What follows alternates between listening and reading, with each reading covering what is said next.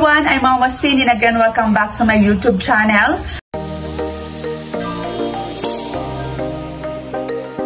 So for today's video ay isang pautangan online na naman ang aking ibabahagi sa inyo. So dahil nga tayo ay mga mangungutang, kaya talaga maghahanap tayo ng pwede nating mahiraman ng pera through online. At sa aking paghahanap ay nakita ko ang online loan app na ito sa Play Store. Yes po, nasa Play Store lang po ito at napaka-easy lang po itong i-download. Pero bago nyo po i-download ang online loan app na ipapaliwanag ko, ay panoorin nyo muna ang video na to para at least meron na kayong idea kung maganda pa talaga o hindi ang pautangan online na yan. So ito ay ang tinatawag na Light Credit. Doon po sa last upload ko na video about po sa mga na-revoke or nawalan ng lisensya ng mga OLA, ay meron din namang light credit. Ang pagkakaiba nga lang po, ang pagkaka-credit po nitong ipapaliwanag ko ngayon is letter K. And then dito naman sa isa is talagang credit.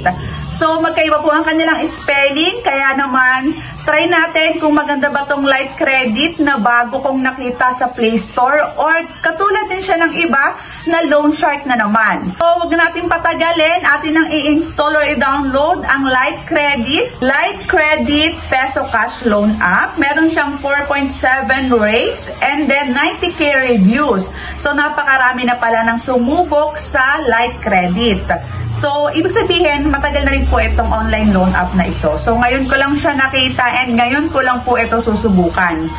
And then yan, install na po natin at kapag okay na so once na pinilik po natin ang open ay meron pong lalabas na we will obtain your installed application information data and upload it to our server. So i-click lang po natin ang agree dahil once nga na tayo ay nag-deny dito ay hindi naman tayo makakapag-proceed or malabo po tayong maaprubahan ng light credit. So kahit sa mga online loan application talagang kailangan po natin mag-agree sa kanila. So, ito po yung mga kailangan nilang ma-access sa ating cellphone, katulad ng SMS, permission to access your location, your camera permissions, permission to access your calendar, fill in credit information. So, i-click lang po natin ang continue applying for loan. And then, after po nito is welcome to Light Credit app. So, nandito yung kanilang privacy and policy. So, kailangan po nating basahin yan kung talagang interesado kayo. Pero kung talagang utang na kayo, ay i-click na lang po natin yan. And then, i-click po natin ang agree. So, next is, i-agree lang po ulit natin yan. And then, nandito na tayo sa maximum credit amount is 25,000 pesos.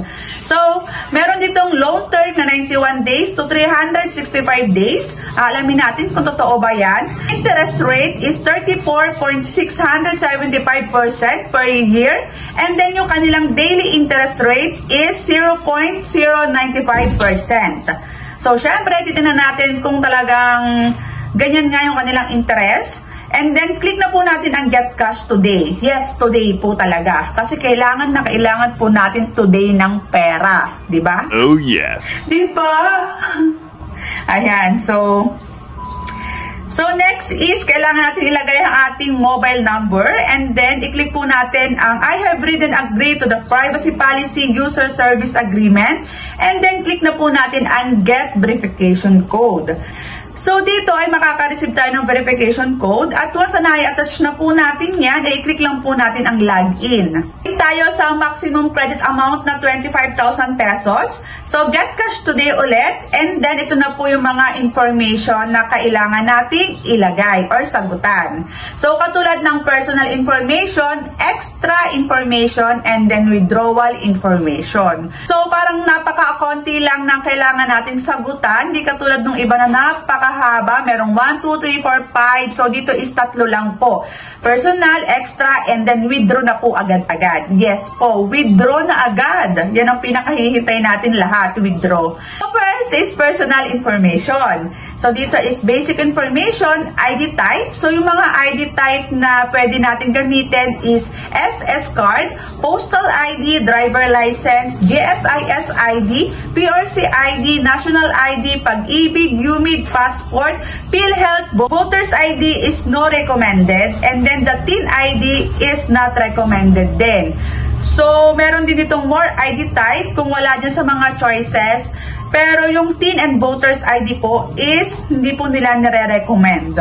Pero kung wala naman kayong choice at yan lang yung valid ID nyo, ay talaga magagamit nyo ang Voters ID and then TIN. Pero siguro is hindi kayo ma-aprobahan. Ganun siguro kasi hindi nila nire-recommend eh. So ayan, gagamitin ko dito is UMID ID. Ayan, kailangan natin picturean yung ating valid ID na gagamitin. And then, syempre, kailangan din natin mag-selfie na hawak yung ating valid ID na ginamit. So, ayan, makikita nyo dyan, ganyan po ang mga itsura ng mga nangungutang sa online. Sobrang haggard po. So, kaya lang yan, at least magkakapera ka naman. So, ayan, kailangan natin ilagay ang first name, middle name, optional lang po yan, last name, gender, birthday, and then yung ating present detail address, length of residence, housing status, email, Facebook name, optional lang din po. Your purpose of borrowing, so marami dyang choices, mamimili lang kayo. Your expected credit amount, so lagay natin 10,000 agad-agad. Tingnan natin kung makakahiram tayo ng 10,000. Are you currently in Philippines? So yes or no lang. Syempre, nasa Pilipinas po tayo, yes. So kapag okay na yan, click na po natin ang next. So, next is extra information. So, dito naman sa extra information ay kailangan natin sagutan ang ating employment status, job, income, and recent 3 months. So, dito sa Light Credit is dalawa lang po yung kanilang hinihingi na contact reference. Doon sa ibang mga pautangan online ay 3, 4, or 5, pero dito is dalawa lang po. So, meron pa sila dito nakalagay na choose parents, couples, higher pass rate. Kailangan daw na para mas mataas ang pag-asa natin na tayo ay maaprubahan, ay ilagay natin ang number ng ating parents or ng ating couples. So, ayan, pero nilagay ko dito is yung aking kapatid and then yung aking kaibigan. And then the last is withdrawal info. So, dito is merong bank, M. Luwilier, RD Pawn Shop, GCash, GrabPay, and then PayMaya. So, syempre, GCash po ang lagi nating ginagamit or lagi kong ginagamit pag sa mga ganitong pautangan online. So, click po natin ang GCash and then yung account and then retype lang po natin yung ating account number sa GCash and then yung ating email and then retype lang po natin ulit yung ating email. So, click na po natin ang next. So, ayan, nandito na tayo sa apply. So, you have completed all the personal information form. Please select the amount of loan you need. So, nakalagay dito is 1,000 pesos ang offer nila sa akin. So, 1,000 pesos lang po ang offer nila. And then, sabi ay mamili daw ako ng amount na gusto ko. Pero wala naman akong ibang choices kundi itong 1,000 lang. Kasi nga, naka-lock pa or naka-unlock pa yung 2K, 3K, 4K, 5K hanggang 7K. Siguro kapag nabayaran ko ng maayos tong 1,000 pesos, ay saka pa po ma-unlock yung mga yan. Hindi pala siguro, talagang ma-unlock yan. Lalo na po kung ikaw ay good payer, talagang malaki po yung i-offer nila sa'yo. So, nakalagay dito is 91 days installment repayment. So, 91 days, ito po ay halos 3 months or 3 months mahigit, ganyan. So, click po natin ang next.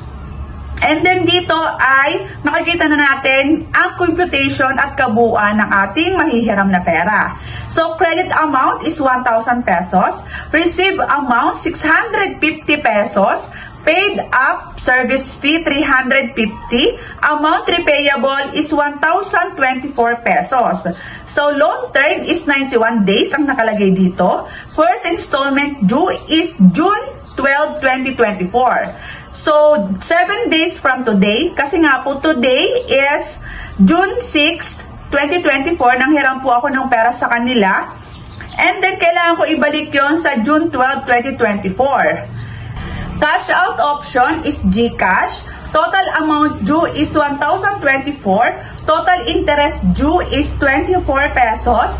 Nominal interest rate is 0.03%. Effective daily rate 0.41%. Effective monthly rate 12.33%.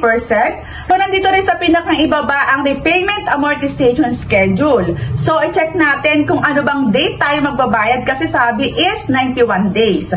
So, click natin ang check and then makikita natin dito na first repayment is June 12, 2024. So, kailangan na nating magbayad ng 564 agad-agad.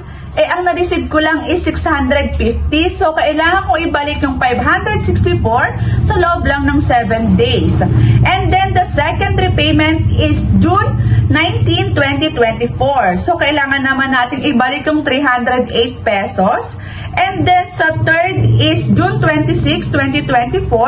Kailangan ko namang bayaran yung 72 pesos. And then, the fourth, fifth, and sixth repayment is 21 pesos. Yung fourth repayment is July 10. And then the fifth is July 24. And then the sixth repayment is August 7, 2024.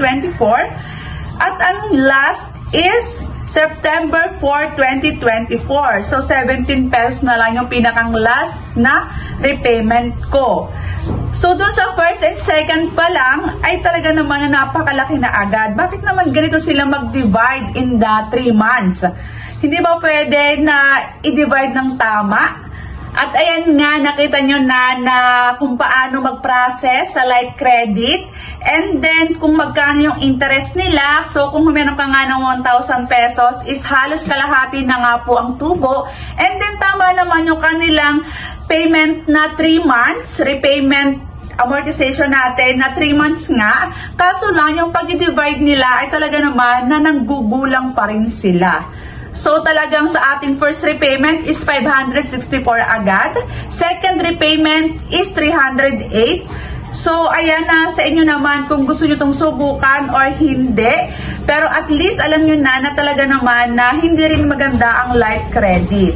Yes, maghanap na lang po tayo ng iba pang pautangan online na mas okay dito dahil for me mabilis silang mag-approve and kakaunti lang yung mga kailangan nating sagutan. Pero yung kanilang interest naman ay lumalabas na halos kalahati kasi nga ang laki nung binidak nila doon sa ating pera na hiniram. Congratulations nga pala sa nakatanggap ng cash prize at sa mga hindi naman ay don't worry dahil meron tayong monthly giveaway. Ito ay nagaganap tuwing ika-end of the month. So paano nga ba sumali? Dapat ikaw ay nakasubscribe, naka-like, and then lagi ka nag-iiwan ng iyong komento sa aking mga video. At magkakaroon ka na ng chance na manalo ng ating cash prize. So hanggang dito na lang ang aking video. Sa mga hindi pa nakakapag-subscribe, please subscribe to my YouTube channel and hit the bell button para updated ka sa aking mga latest vlog. Thank you for watching.